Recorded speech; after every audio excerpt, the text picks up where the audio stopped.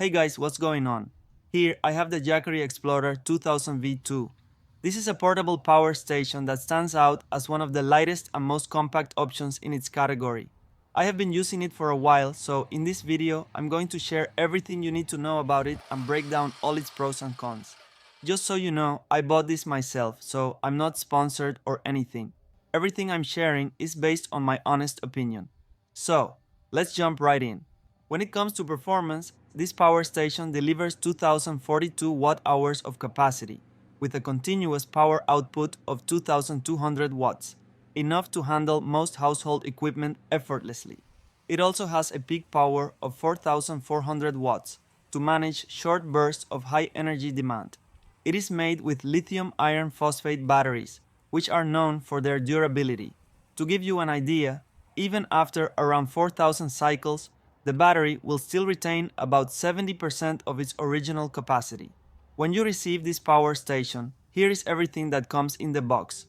You will get the unit itself, along with the charging cable, which is quite thick as it is designed for fast charging, and an instruction manual that covers all the basics you need to know to get started.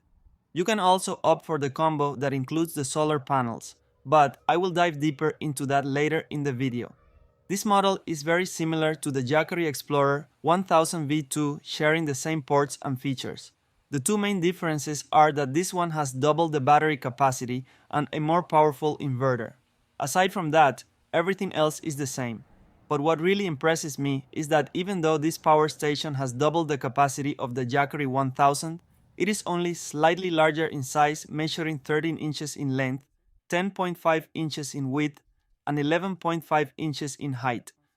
When it comes to weight, it is just under 39 pounds, making it one of the lightest power stations in its capacity range. In terms of maneuverability, it features a foldable handle that lifts up, making it really easy to move around, and tucks away when not in use. I also appreciate its square design with no protruding parts, which allows for easy storage without wasting any space. When you turn on the power station, you will see a screen that displays all the essential information. It shows the remaining battery percentage, the output in watts on the right side, and the input in watts on the left side.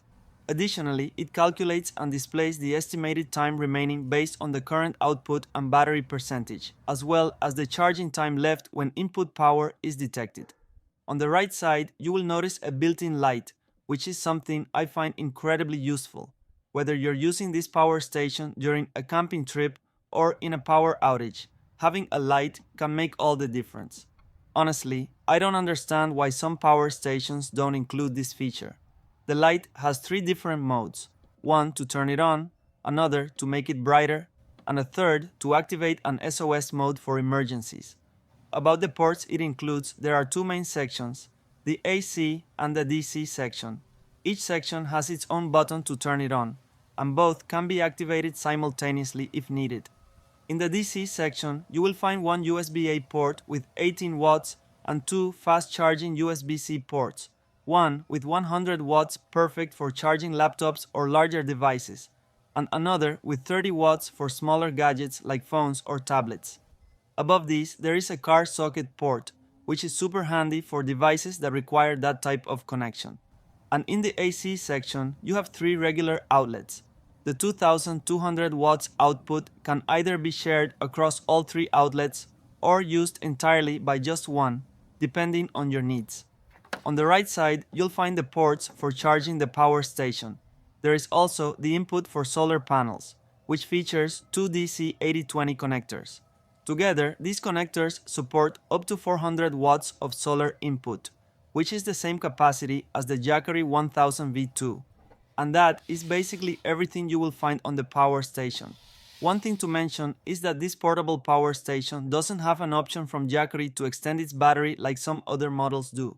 However, there is a way to extend its capacity to double or even more, and it is actually cheaper than buying another portable power station. But I will cover that in my next video to keep this one from getting too long. There is also an app you can use to manage this power station, which gives you access to additional features like monitoring the internal temperature, switching between three charging modes, and handling minor settings like adjusting the screen timeout or enabling energy saving mode. In my opinion, the app is not Jackery's strongest feature. It mainly focuses on basic controls, but it works well for what it offers. I think it could be improved by adding more advanced options in the future, which would make it even more useful. So, what is this power station for, and what isn't it for? This is an interesting topic because it is where a lot of people make mistakes and end up buying the wrong product. I see this power station being useful in a few scenarios. For example, it is perfect for camping in places where you don't have access to electricity. If you are planning to use a couple of lights, charge your devices, and run some small appliances, this power station is ideal. With this kind of setup, it can easily last you several days. I recently took it on a camping trip where I spent 3 days in a place with no access to electricity.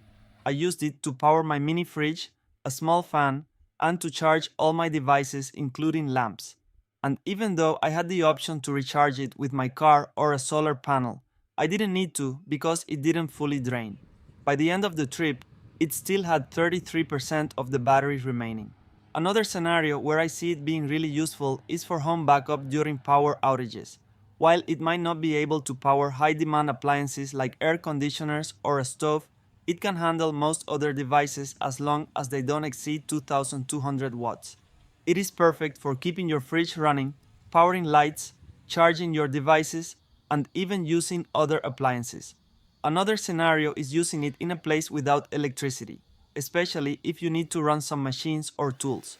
Some tools will work perfectly fine.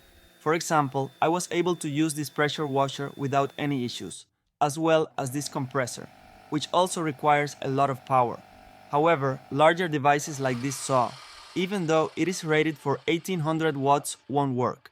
The power station turns off when you try to run it because the saw creates a power spike that this unit cannot handle. The same goes for this electric woodcutter. These types of equipment just won't work with this power station.